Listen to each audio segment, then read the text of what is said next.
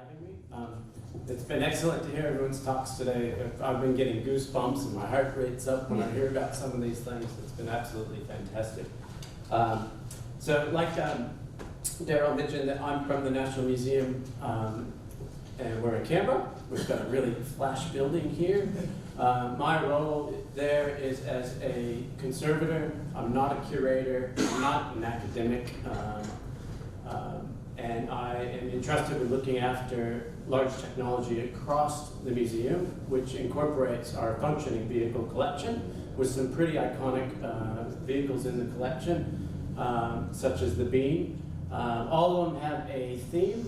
We're not a car museum. We don't collect cars for cars' sake. But what we do is collect cars that have very unique social histories and social links. So I'm pretty passionate about that. You know, some of them are linked to specific moments in time, such as one of our newer acquisitions, which is one of the last Calais off the production line. Other things that I look after include one of the Endeavour cannons, like that Captain Cook had on the Endeavour, and other things like industrial heritage, like this is a segment of the Golden Weir, which is one of the first water interventions in the Murray-Darling. We have horse-drawn carriages. We've got, and then our big beast, the monstrosity of the PS Enterprise, which is a fully functioning 1878 paddle steamboat. So you can see I work across a range of technologies, and it's quite hands-on work. Here recently, we just redid the entire paddle wheel assembly on the vessel, and we've been doing a lot of timber work. So I work, there's too much to know out there, basically, and I work with a lot of contractors, and part of my role is trying to find the people that have the skills and the means to be able to support this conservation work, including steam engines and the rest. So a little bit about me, I won't go into it too much. I've always been interested in mechanical things. Like, here you see my uncle's 1959 Cadillac. I'm from the States originally, in San Diego. But my mom married an Aussie, and I've been here off and on since the 80s. While I wanted to have the Cadillac as my first vehicle, that was not the case. I ended up getting a 1978 Puch Maxi Sport, an Austrian vehicle. And we could drive that without a license at 14, so I instantly took to it. So it got me around at the time. Later, the shop that I was able to get parts for the Puch was a Vespa dealership. And I took to Vespa motor scooters, including the history of them and their manufacturing process, and that really intrigued me. So in my teenage years, some could call it a misspent youth, but I built Vespas in my mother's lounge room. And you know, I often try and chrome them up, make them flash, and yeah, I learned a lot in that process. Especially because you got to put in context that this is the early 90s. So these were already obsolete vehicles at that time, so I spent a lot of time researching the old 60s, 50s, and 40s Vespas at that time. But I did get projects done, and I was able to tell my mother I'm staying at a friend's house and drive to Las Vegas, or drive through the Arizona desert, or up to San Francisco on these little scooters, which was quite invigorating, seeing is that there's very big cars in America. Vespa relaunched their production in the US, I guess, or their sale in the US, and I went to work for Vespa. So I was actually trained by the factory technicians there through Piaggio USA, and took several trips back to Piaggio in Italy, which gave me great experience. So out of that little hobby from that silly moped kind of came to where I am today. I worked for Vespa for several years, and I later moved to Australia. When I moved to Australia, I started my own vintage scooter shop, which failed miserably, but it was good fun. And then I got into other things. I spent a couple of years on the Australian Superbike Championship riding on this sidecar, which was a real insight into Australian motor racing culture and the overall motorsport culture in Australia. I have always been fascinated by unique things, and for me as an outsider coming to Australia to see uniquely Australian cars like the Hartnett, which I actually own a 58 Lloyd Hartnett myself, in pieces and rusty. It's not a very good car. And more recently, I got another Morris Major Elite, which was a third owner car. And I've got other things. I've got a 48 215 and a Caravan and a bus and stuff. So I've got a property interest. So through this, I kind of put together links. And this is earlier when Tim was asked about, where was it? He was asked about the links and the different marks with Aston Martin and Ford. It was kind of like almost unfair in his position, I could say, because the motor industry was so complex and convoluted, it's hard to get those brand new lineages because they changed and shifted. And this is just the American lineages. It doesn't take into account Europe and apologize for the poor quality. It's actually on a giant hand-drawn poster, and I haven't found an image of it in detail that you could zoom in on. But it's really about having a deeper understanding of what you're doing, and in my role at the museum is taking that deep understanding and just being able to piece together these links to be able to identify things. Here we have a homemade woodworking machine, which is made out of components that were available by a German man who was an immigrant to Canberra and worked for A.V. Jennings building houses. And one of the things I noticed instantly from motorbikes and stuff, there's a BSA gearbox that's put it all together. And I actually started talking to the man's son about this object, and it turned out, I said, that's a BSA gearbox. And it evoked a whole story about his dad and his mom who had a sidecar, and they went around Canberra in the early days. So these things, these links and connections can kind of pull out these stories, which is really good at a social history museum.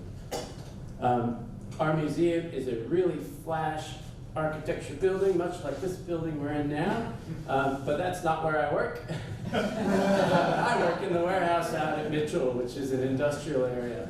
But it's a fantastic facility nonetheless. I work with 3 key automotive contractors, and these are the guys that are able to bridge my gap in knowledge on the vehicles that we have in our collection. And this is crucial to what we do. Unfortunately, all of them are now retired, even from the museum work. And Ian, who is our youngest, is out now with a hip replacement at 74. So this is something that's always weighing on my mind about the heritage skills loss and that transfer of knowledge. Let's see. This is the storage facility. We are a national museum, but we're still limited in resources. We do the best we can with what we got, and sometimes coming up with just basic solutions. These are commercial carcoons that we keep the vehicles in. They're simply bubbles with little 12-volt fans. It's a passive means to keep the cinder block dust off the vehicles, so that's how we keep them. Love the shakes on the windows. Yeah. Well, actually, that's extra storage. They're storing paintings that are too large for the big stores behind the other cars. So yeah, they're not windows. Or something, isn't it? Yeah, something. So the core part of my the vehicles in my collection that I looked after, sorry, I've got my model up there, is the functioning vehicle collection. And I'll run through them quickly. We've got the Bean car, which was the first car to go overland from London to Melbourne, my understanding. It was also tied up with Dunlop, so I was quite interested in that. You may know more about it than I do. Again, I'm not a curator, so I don't have the in-depth knowledge on every vehicle.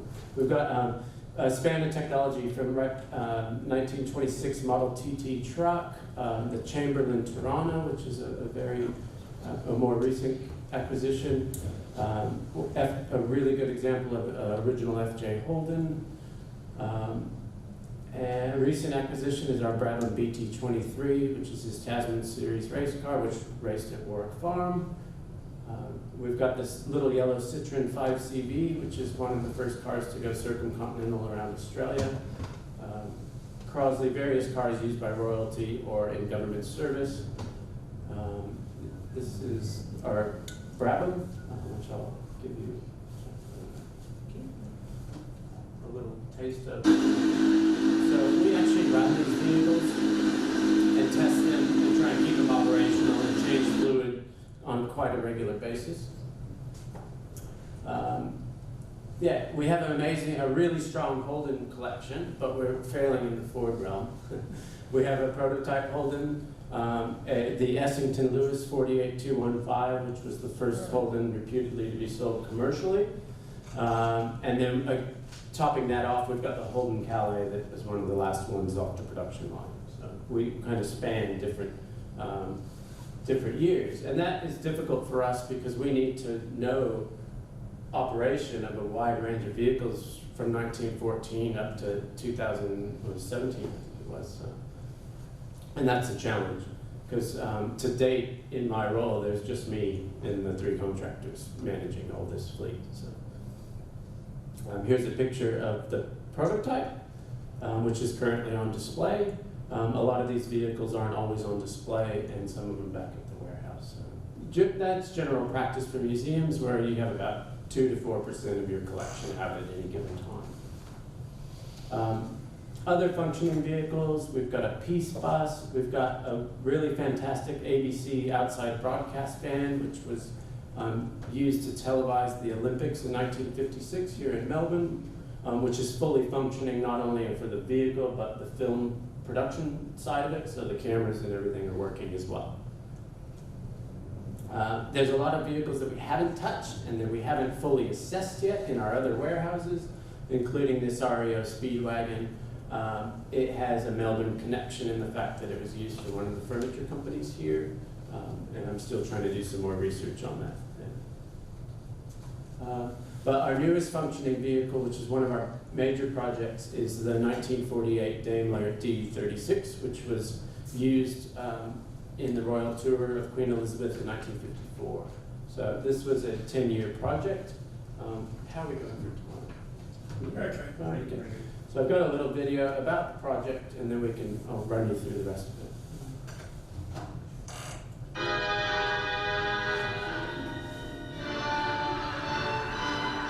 The year is 1954, and a mere 5 months after her coronation, the radiant Queen Elizabeth is embarking on a 2-month tour of Australia. The tour will include many thousands of miles of motorcar travel, with an estimated 75% of Australia's population able to catch a glimpse of their young queen. But what motorcar is fit to carry a monarch? The answer is the rare and majestic Daimler Landaulet. 6 of these cars were commissioned for the Australian tour, one of which resides in the National Museum of Australia. So that was the launch video that they had for this project back in 2010. You could see there was great excitement. You could also see the wording, fit for a queen. And the attempt was made by the museum to crowdfund some of the restoration of this. However, it gave us quite a few challenges, and part of it was dictated by the condition of the vehicle when we received it. John Harvey, who owns vineyards in South Australia, he had custodianship of this vehicle and kept it to the best of his ability in a shed. Unfortunately, in a shed, it's still exposed to certain things, and some things include rats and vermin and any other deterioration aspects, so weather was all there. So it was while it was complete and untouched, essentially, the weather and time had gotten to it. The museum took delivery of it in 2010. They got really excited at that stage, and our contractors really hooked in to try and get this project underway. Taking a step back, the museum was trying to come up with these approaches to how we restore these vehicles. My approach is that we try and establish the significance and do the research about the vehicle in its physical form, what's possible, what's not. We have to do that through the assessment of the condition. We have to also establish as a museum object what's its functionality and what's its use. So not just as a motor car, but what are we trying to say about the vehicle? What aspect of the vehicle are we trying to interpret? For this car, it's pretty much a no-brainer. Its primary significance is that it was the Queen's touring car from 1954. So that's how we sought out to represent the vehicle, to make it stately and not have rats in it, basically. But it did come down to the availability of skills and materials and finances to us, so that's been a challenge. When you look at a car, and the museum classifies these things as one object in their register a lot of time, but they're not one object. They're 30,000 pieces or 40,000 pieces, depending on the complexity of the vehicle. So that makes it really difficult. If you take a standard museum approach as one object, you're never going to get anywhere. And we really found that the project had analysis paralysis, I guess you'd say, where so many people couldn't get their head around the whole of all these components that we weren't able to move forward and make decisions. And there was lots and lots and lots of decisions to be made. Every bolt required a separate decision. There was things like, this radiator cap, it looks great. It's got a scratch on it, but the chrome's relatively intact. Do we keep it, do we not? And that's the approach we took. We kept it if it was in reasonable condition. There's different approaches to each individual vehicle. So this is the Citroen I spoke to you earlier about. I recently got an email from a Citroen expert that said the exhaust is wrong, they never came in that paint. But that wasn't the point for us, because Neville Westwood's son was the one that restored that vehicle. So it was telling of his homage to his father in how he restored the vehicle, and that's the way we're going to keep it. So yeah, we're not there again to represent the finest example of a 5CV. We're there to tell the social story of that vehicle. It's a bit different. Lots of research can involve going back through archive documents. In this case, we found some documents which made reference to the different heights of the Daimler D36 Landaulet tops. They had a tour earlier than the 54 tour where the king had requested that the top be lowered 2 inches. We can confirm that our vehicle is 2 inches lower than the other vehicle, and some of this helps to support our conservation decisions. And we can go back through pictures and analyze things like, did it have those fog lights? Are those wing mirrors correct? And I do a lot of that detailed, I don't know, train spotting of vehicles, I guess. In the assessment process, in this case, they would have set about, dismantling the vehicle and really trying to gauge what we had. This is an idea of the back of the interior. Now, there's a story that there was a cat that had given birth on the back seat on the farm, and then the dog came in and killed the cat, and it was really quite a mess. So for us as a museum, are we to preserve that seat? Or is that representative of the Queen, or is it a biohazard? So we had to make these decisions about how we're going to go forward, and it was really tricky. It wasn't Prince Philip. Oh, he is an animal, I guess. At least he's driving Land Rover. Yeah. So, through observation and confirmation of things, we can go through and look at this. We would often find things like in those seats, which we end up dismantling. We did find airbag lumbar supports in the vehicle, so it's telling to the luxury of the vehicle. And these were chance discoveries that we wouldn't have had we had that in-depth examination. Yeah. So hazard mitigation was one for us. There's wraps through it. There's advanced deterioration, corrosion, bugs, insect damage, rat's nests, asbestos hazards. So I now currently hold a removal of friable asbestos license, which is a result of this. It's really upskilling all the way, which is we've done a lot of work in the hazards field. Modernization is one where we can look at new materials and kind of update to still have the vehicle operational. Knowledge transfer is a big one for us. Here's the HMV radio. I worked with Barry Lambert. There's our ABC bus. He's the person that keeps the cameras going on the vehicle. He helped me use the vacuum tube machine to test the vacuum tubes to make sure the HMV radio is going. So it's a real applied skills transfer. On this project, we reverse engineered the wiring. We didn't have a wiring diagram for it. And there was a lot of work with sourcing, all these challenges. Some companies are still in business, so quite easy to obtain things. Others have been out of business for years. But we use modern techniques too. So this is crankshaft rebuilders here in Melbourne. They CNC machined us a new crankshaft that was broken. It's the use of modern technology to ensure that this car can still operate and also not break again by updating designs.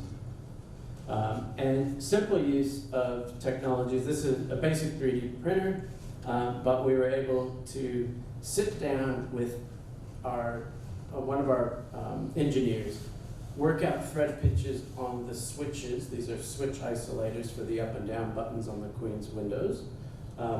Recreate them and print them out because we needed a bunch of them en masse. I don't think we would have got the full depth of understanding had we not had that bridge with the older generation. So it's one thing to 3D print something, but it's another thing to get it right and get that applied knowledge into that design. There you can see the 3D printed switch on the left-hand side, utilizing the actual original context to try and keep as much original material in this vehicle as possible.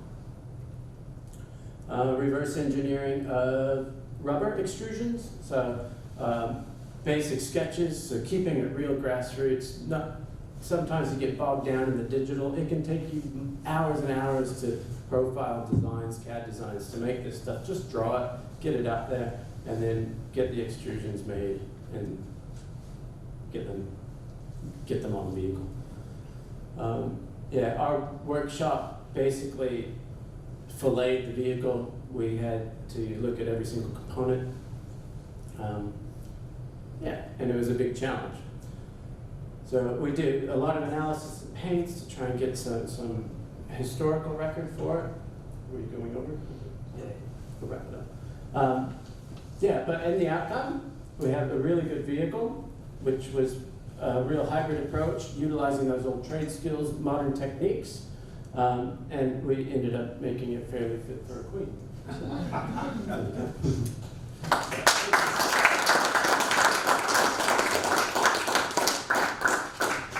Okay, we're just right on time at the moment. Does anybody have any quick questions for David Matthew? Yeah. Nathan, just one quick question in part from my experience. I'm interested to see what you say.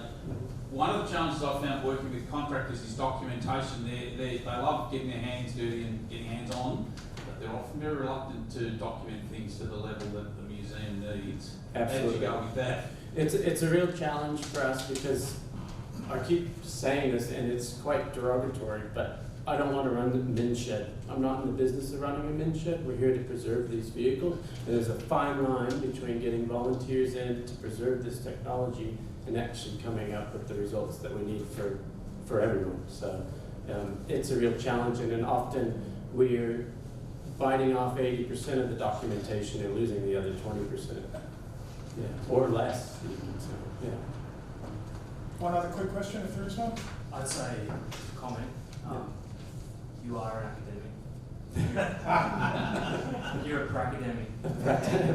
Applying pretty clear action research, like in all your projects. So, yeah. Well, Thank you. it seems like our social history is in pretty good hands up in Canberra. Yeah. Thank Nathan again. Thank you.